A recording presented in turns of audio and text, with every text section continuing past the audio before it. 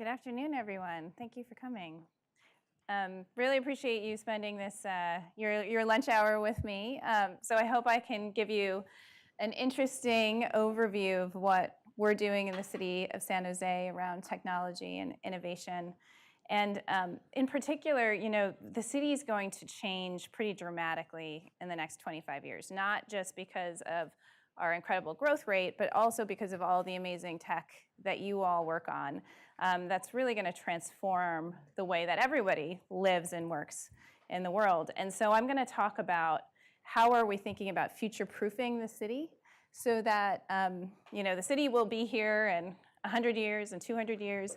And so how do we make sure that as these great changes come, that we don't that the positive impacts aren't overshadowed by some of the negative impacts that you can see. Oops. There we go. So our sort of guiding light is something called the Smart City Vision. And so the Smart City Vision was a document that I wrote with the mayor when I first joined his team 3 years ago. At that time, it was just me and the mayor and I with a piece of paper in a room thinking about, how are we going to get our whole community behind this idea of embracing tech and innovation. And so we wrote this very short document called the Smart City Vision. And what it really has behind it is 5 principles. So the first is being a user-friendly city. So I'm sure many of you in this room have had a bad experience interacting with government where you walk into a room, it just feels like you're walking back into time. There's a bunch of paper, there's horrible customer service. And so, we know this is a problem. And so how do we make sure that our city can interact with our residents the way, say, you interact with Amazon Prime? And so a high aspiration. The second is this idea of being a demonstration city. So how can we use the city as a platform to allow this innovative Silicon Valley community to really test the products that they are developing and use the city as a platform? And how can we enable that to happen for the sake of our economy in the long term and allowing innovation to grow in the city? The third is, of course, being a safe city, and so making sure that we're using the best tools like data analytics to help our police force be more prepared for natural disasters, make sure that we understand where traffic fatalities are happening and how to optimize our traffic system. The third is being an inclusive city. So we are blessed with an incredible amount of growth in this area, but that has unintended consequences for many people. And so how do we think about making sure that we build an inclusive city? You may not realize that San Jose used to be the most socially mobile city in America. And as we have grown, we've sort of started to slip in that ranking. And so how do we make sure that that is still true? And then the last is being a sustainable city. I mean, you've seen the Climate Action Summit that Governor Brown put on a couple of weeks ago. And California is really leading the way on climate. And San Jose is actually, we just launched Community Choice Energy, one of the largest in the country, which will allow people ultimately to choose if they want to pay for 100% renewable energy in their regular bills. So a little bit about the city. I mean, you all probably live here, live close by, but we're about 1 million residents, a little bit over. And we are actually the 10th largest city in the country. And our positioning as the largest city in Silicon Valley really allows us to have a unique position as a city in the country to really lead on a number of issues, especially on tech. And so you'll hear that in my talk as I go through. So what do you do in a city? We've got about 6,200 employees, and people talk about us being an A to Z city, meaning we have everything from an airport to a zoo, and everything in between. And there's about 2,400 miles of road in the city. So San Jose is very spread out. So it's a lot of infrastructure to maintain. And this is a challenge both in terms of the breadth of things we do, and also because 6,200 might sound like a big number, but we are actually the most thinly staffed big city hall in America. So we are, the amount of resources we have to service each resident is actually much lower than any other big city in the country. So this is the office that I lead, the Mayor's Office of Technology and Innovation. we are a small but mighty team, and this is part of the mayor's vision to really embrace tech in our community. And we're made up of, just about 5 very bright young people.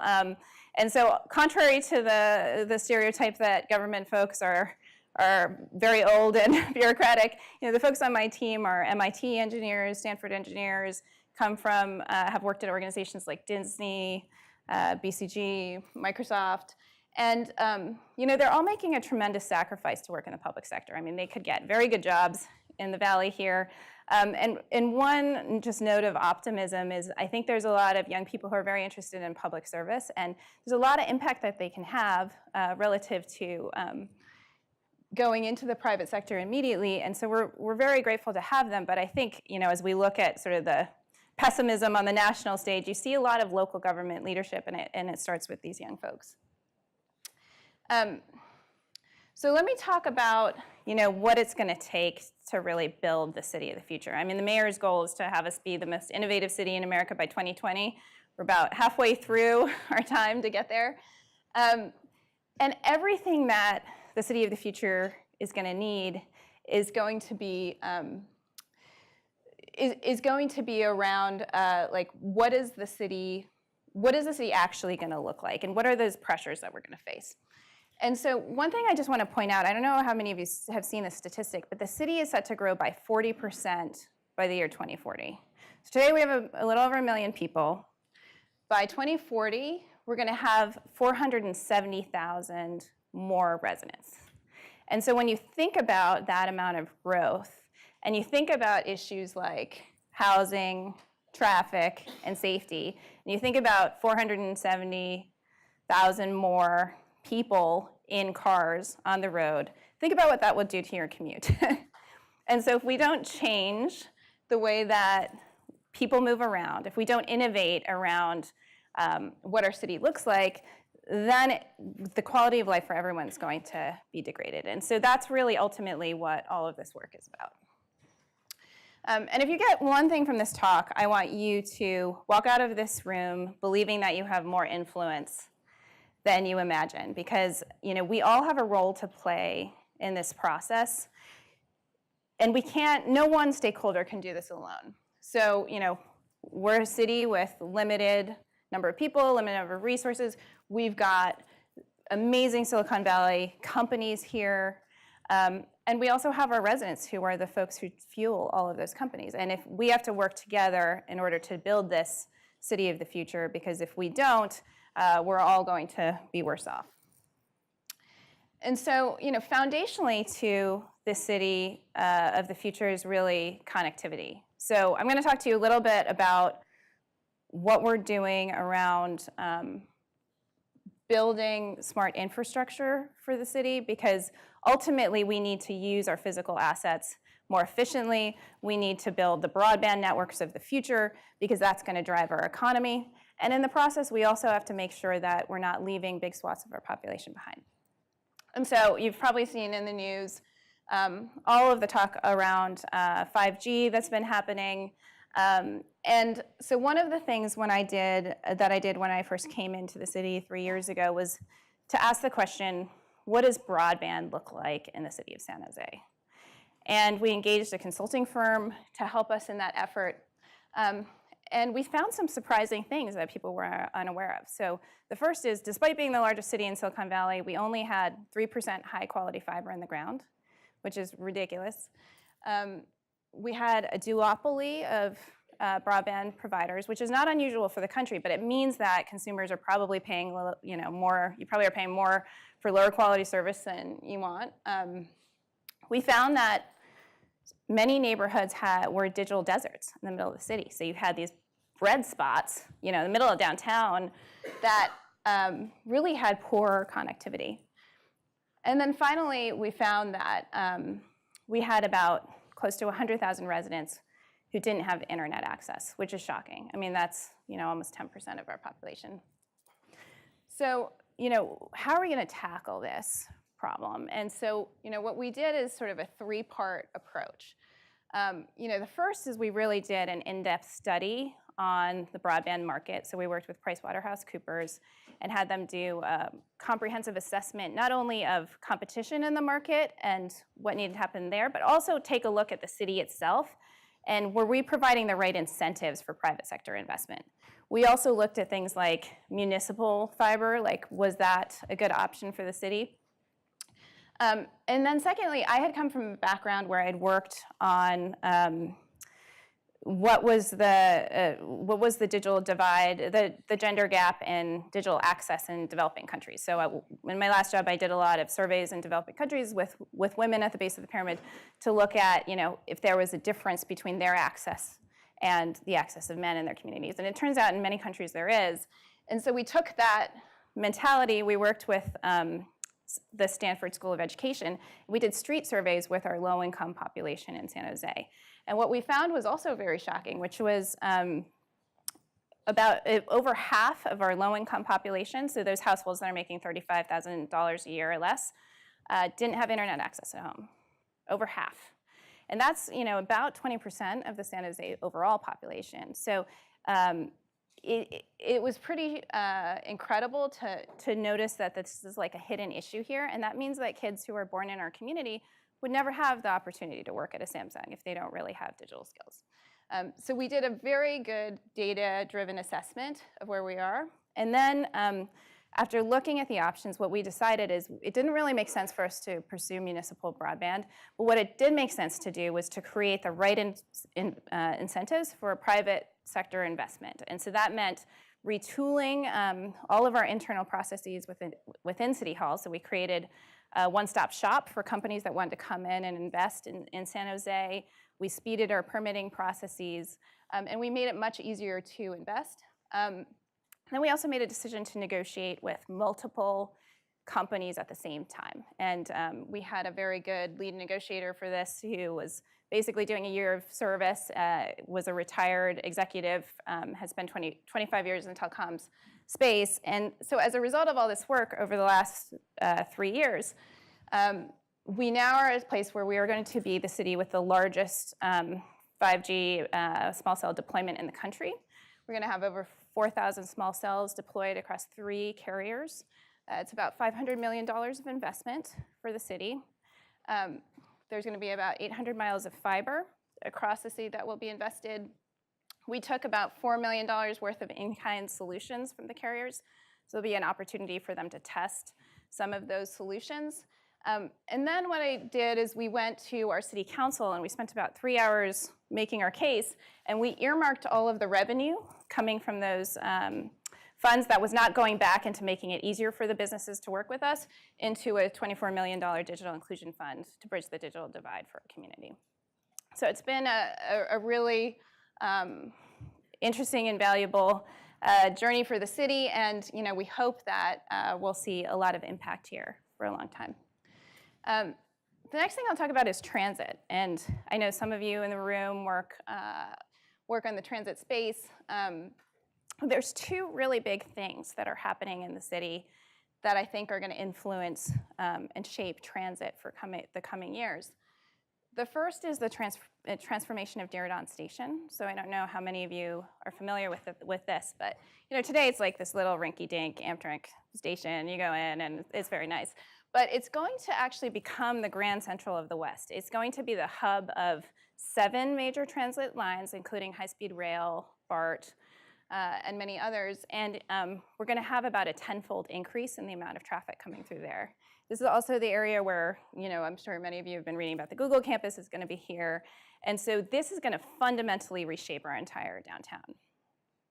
The second is autonomous vehicles. So we know the autonomous vehicle revolution is coming. We're not quite sure when, but we know in 25, 30 years it will be here. And the question around how this space develops is really important, because I want to go back to that 470,000 number.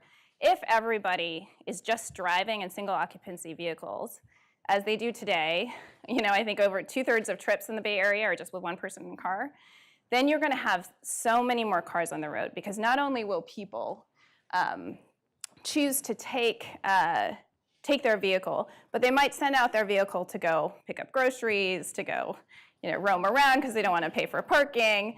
And so, you're thinking, when you really conceptualize this, this intersection between public transit and personal transit is really important. So how do you get more people going to Diridon on public transit and out of individual cars, especially when you have sort of this autonomous vehicle revolution that's coming? Another thing to keep in mind, I don't know how many of you all went to CES this year, but I went this year. I was speaking on the Ford Mobility stage, and it was like right in the section with all the autonomous vehicles. And one thing that was just super interesting was they all looked like race cars, and they all were designed for Tesla owners. And I was just thinking, but the market here, when I go to neighborhoods and I talk to people, the people who are most excited about autonomous vehicles are older people. They are so socially isolated. There's a lot of them. I mean, we have this sort of silver tsunami happening right now, and they're kind of missing the market. So how do we design for older residents?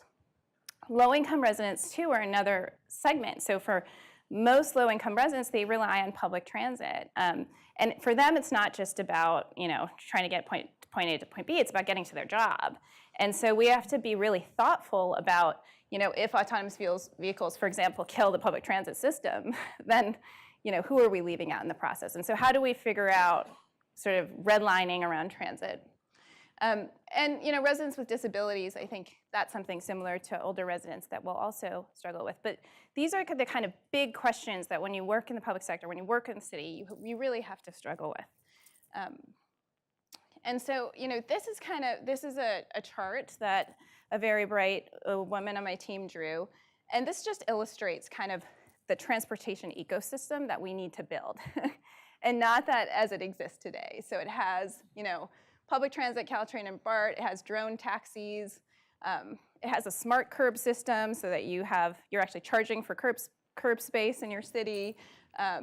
It has flying autonomous drones. It has emergency drone management. And so this future is coming in the not too distant future. And so even though it seems far away, it's not that far away in the life of a city, especially when you have to plan decades in advance. And so from where I sit, my challenge is trying to figure out how do I get the folks working in our Department of Transportation to start thinking about these things now when they have got really urgent issues like they don't have enough money to pave the roads. There's too many potholes in the city. There's all of these other pressures that are happening. And so one of the initiatives we launched last year was an autonomous vehicle request for information. And what we did is the mayor and I called together a roundtable of autonomous vehicle companies in the Valley. We thought maybe 4 or 5 companies would show up, but we sent out the invites, we got 30 companies. So we just had overwhelming interest. And the companies said to us, no city has actually asked us to come in and just talk about, what it would be like to partner with the city. So in California today, the companies can work on the roads without partnering with us, but we have an interest in working with them because we need to shape this future. And they have an interest in working with us because they understand what the dangers are. So we had this conversation, and we told them we really wanted to incentivize, equity, sustainability, safety, data sharing, and really building this kind of livable city. And in exchange for them working with us, what we did is we created an open API of our traffic signal data. We gave them information about our infrastructure, like EV charging, curbside drop-off and pickup space. And so they were very happy with this partnership. So we actually haven't announced our partnership with which companies we're working with, but we're in active negotiations with many. These are just examples of some of the companies that we've spoken with, but these are not necessarily going to be the pilot companies, just to be clear. But we certainly are at the center of that conversation and are moving forward quickly. So the last area I wanted to cover before I open it up to questions is just this idea of, how do we engage with residents and make things better every day for everyday folks, and how have things changed since our team was started? And the first is, maybe some of you have seen this app. It's called My San Jose. Does anybody use this? We got one. But this is one of those things where if you had an issue in the city, you literally had to call and wait on hold, and it was a horrible experience. And so we built an app last year with Oracle that currently has, I think, 5 requests that you can offer around abandoned vehicles, graffiti, potholes, and a few others. But that represents about 80% of the requests we get in the city. So it's sort of a push-button way to interact. But what was special about what we did is, if you think about people, process, and technology, the technology is the easy part in this scenario. The hard part is the people in the process and the back-end system. So we actually worked with our teams internally and did a whole back-end process redesign, which has been very effective. And I think we have hundreds of thousands of requests that come through this, and we'll be doing the second version of the app this year. Another idea of an innovative partnership that we have is with Airbnb. And so as you know, maybe some of you saw the mayor speak here last year, and at that time we just had the San Jose floods, which displaced about 14,000 people across the city. And so, how can we use our tech community to help us deal with these kinds of disasters? And so the Open Home Initiative is actually a new product from Airbnb that allows any of you, if you have an extra room, you don't have to be an Airbnb host, but if you just have an extra room, and if there's a natural disaster and you're willing to host someone for a very fixed period of time, then you can do that. Because we had about 4,000 volunteers come out after that flood. There was just this outpouring of civic engagement and also donations. So how can we harness that to help us with the limited resources we have? So Airbnb Open Home, the link will be live next month, and so I hope that you'll probably see it in the news, and I hope you will consider opening your home if you live in this area. And then finally, I want to talk about something called Unleash Your Geek. So this is one of my favorite things that we do in the city. So this is just a crowdsourced civic engagement competition. And the mayor is always challenging us to be as innovative as the community we're serving. And so the first contest, there's a big problem with graffiti across the city, and people don't like the aesthetics. And what you might not know is that it can cost up to $60,000 to clean a highway bridge overpass, because you've got to shut down the highway, you've got to have a couple guys there, you've got to have all the safety staff there. So what are our options? And so we just did a general call to all of San Jose on this issue. First time we'd done the contest, we got about 140 entries, which was fantastic. And the winner was actually a local entrepreneur who had built a spray painting drone in his living room. And then that is now prototyped, and we're going to try and test that in our city in the next year. So the next 2 contests are, one is sensors for flood detection. Because of what happened in the last flood, how can we be more efficient with data so that we don't have so many people at risk? And so we're working with San Jose State and Santa Clara University and a bunch of students to create more accurate sensors, and working with our water district to make that happen. So you'll see the results of that coming in the fall. And then finally, we'll be launching a new contest around blockchain technology. So we're still sorting out exactly which use cases we're going to do, but we might have it around digital identity or census taking. We probably won't do e-voting, but we're going to target spring of next year to launch that contest. And so, for any of these contests, I hope you will consider entering them or spreading the word about them or sponsoring them. And I want you to just have a sense that you really do have influence in our city. So you can participate in open homes, you can use our app. If you are looking for a partnership with the city, we are making it easier for that to happen. And we're starting to lay the groundwork for all of this infrastructure that will really allow all of you to innovate and continue to push the envelope. So with that, I wanted to end my talk, and happy to take any questions.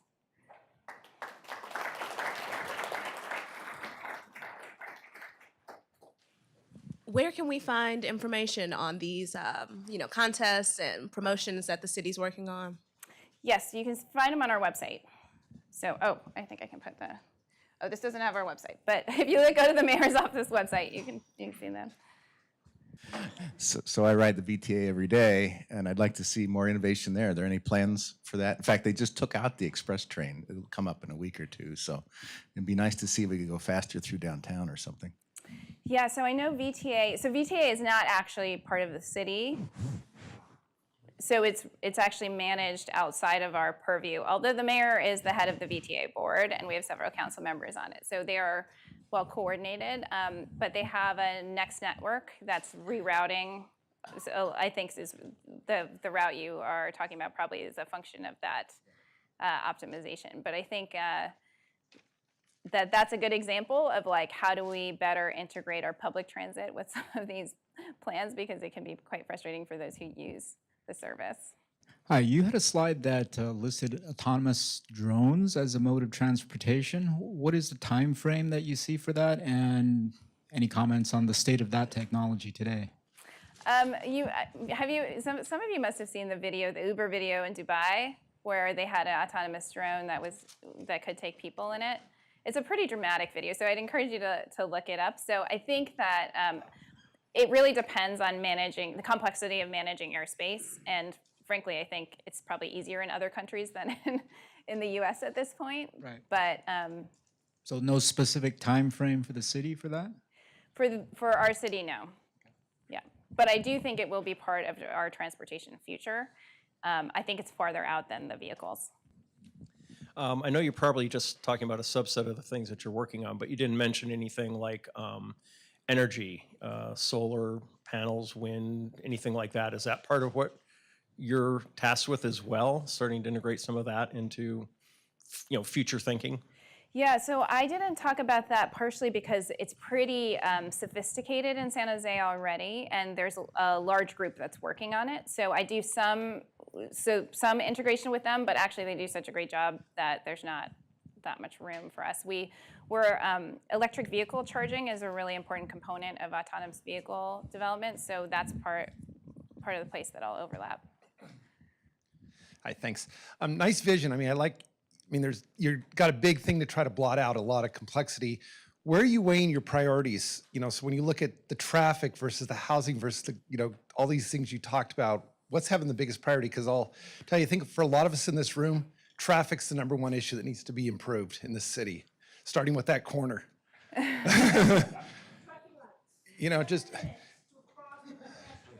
And then that's Really? Right. So there's the idea, right? Is an IoT device measuring the flow, looking at people getting stuck. So then that could be given to the city planners to say maybe building an overpass or an underpass should be a priority to get traffic flowing on First Street in Tasman. Yeah. Is that stuff you're looking at? Yes. So as part of our IoT work and sensor work, pedestrian counts are one of the use cases that are really important to us. But on that specific corner, I'm happy to go back to our DOT and just ask them, because we have, traffic signal management that could address that. Every time that light rail comes by, it disrupts the Oh, it's the VTA. light rail takes priority on that street. Which Oh, makes sense. okay. But as soon as light rail hits it, it changes the whole signal and restarts it. Or if we had an over and underpass either for the light rail or the traffic, problem solved. Okay. I will take it back. But I think you need data to support that. Yeah. That's where your department could help. Yeah. Right? Hi. Are there any other examples of other smart cities that you guys have looked at that you want to try to emulate, or any other real life examples? There's tons of cities across the world that we were just discussing this at lunch, and a lot of the East Asian cities I think are way ahead of us, as well as European cities. Mm-hmm. There's a few cities in the U.S. that I think that are also ahead, like Chicago and Boston. But the topography of San Jose is pretty unique in how spread out it is, which is more typical of most cities in the country relative to a Boston or New York. But it makes it more challenging because of how the spread out nature for many of this type of work. Thank you, Shireen. Very interesting talk. I had a couple of questions. One was in the AV RFI, you talked about opening up the database to about 30 companies. And you talked about the principles, equity, sustainability, safe, data sharing, and livable. I'm wondering how you came up with those. And the second question is, you mentioned the Diridon station expanding by 10 times. Maybe you could talk about those. Thank you.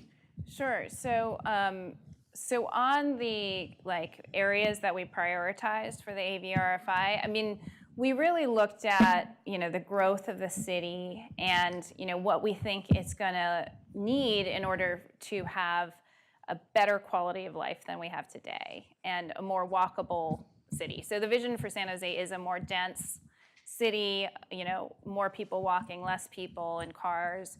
And so, when we started to look through those prioritization, that's how we came up with that criteria. And it's actually pretty similar to when you talk to other cities around the country. They'll tell you almost the same set of criteria. On the Diridon transformation, so I don't remember all of the exact timelines for the different lines will come on board at different periods. But I believe 2025 is a big number for several of those lines. And we just got funding for the BART extension, which would take Berryessa down to downtown, but would have to go underground. So that would essentially create a full loop for BART on the East Bay and then Caltrain on this side. And then high-speed rail, I think, is a little bit further out. Hi, Shireen. I had a question for you. What do you see the role of the city in providing school buses to truck children around the city? Do you see that as being the future, or are you looking at some other method to take care of the transportation need? To get children to school? Yep. So actually, that's not an issue that's within what I work on because the school districts are actually also separate from the city. And one of the unique things about San Jose is most cities have one school district. We have 19. So it's a legacy from a holdover system, but it makes it much more difficult, although there's a couple of school districts that are much larger than the rest, I think. So there's a couple that you could probably get to that, would manage the whole system. But yeah, I don't have a strong opinion on that. I apologize.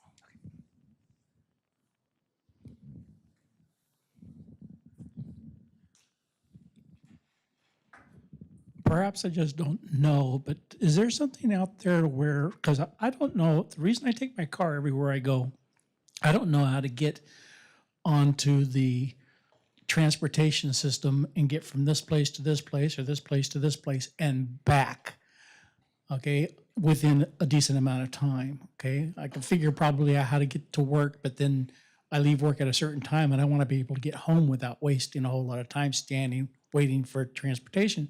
So is there something that helps you plan that stuff out? So currently today, not that I know of in San Jose. Well, there is. Okay, then I am mistaken. What? There you go. I did not know that. Thank you.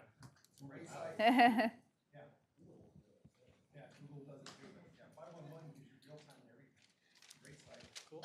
Thank you.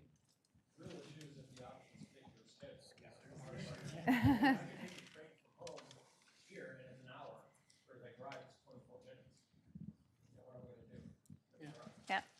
And my last check on this kind of stuff, it cost me twice as much to take transportation than drive my car.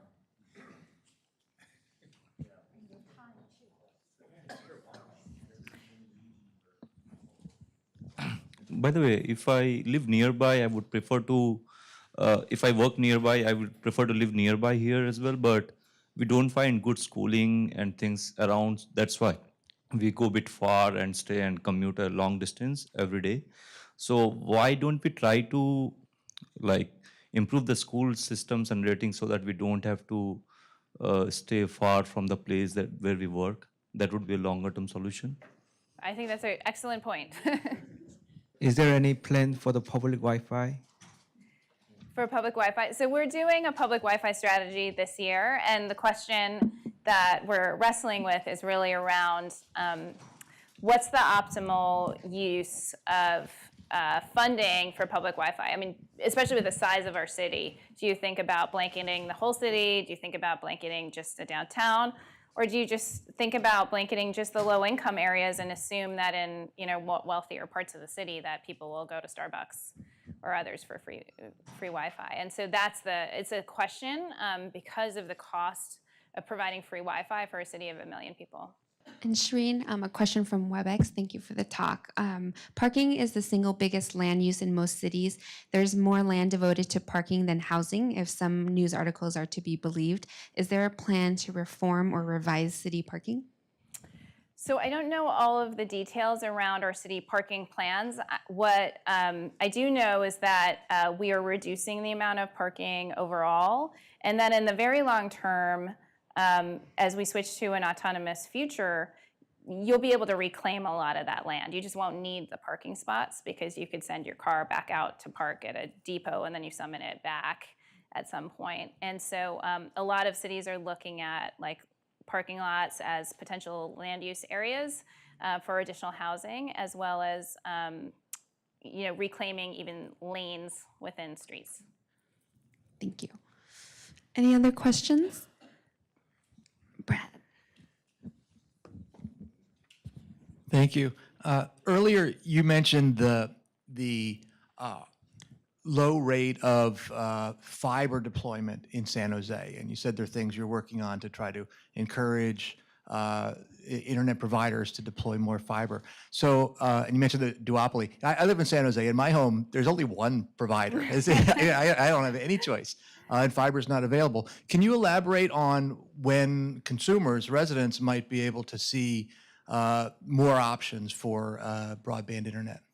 Well, you'll see it. I mean, the deals that we just struck include 800 miles of fiber. So, I mean, there's going to be a substantive fiber investment in the city, and you'll see that happening in the next, year. I mean, it'll happen pretty fast because they're investing. They're starting to deploy.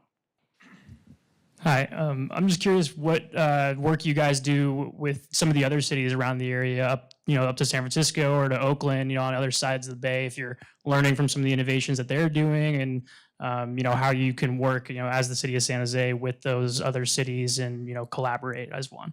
Yeah, we do a ton of work with the other cities. I mean, on the technology and innovation side, we actually have kind of this like tribe of different cities, and the philanthropic sector helps us a lot. So Michael Bloomberg, his philanthropic group actually brings together cities, and so we can exchange ideas. And I know all my colleagues in all the different cities. Knight Foundation also does that.